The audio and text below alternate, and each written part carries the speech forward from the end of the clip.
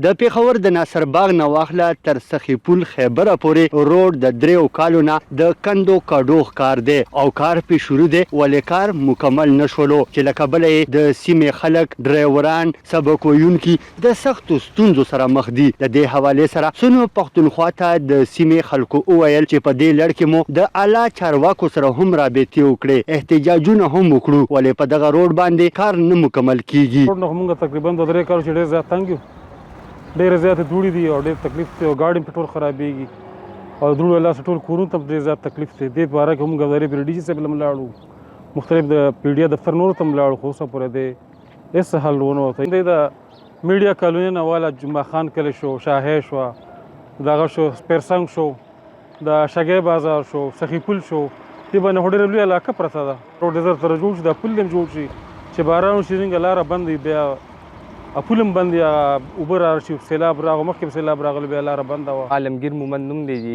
او دا زموږ جمعه خان کلی دی او دا روډ ډېر زیات خراب دی او خلکو ته ډېر زیات تکلیفات دي.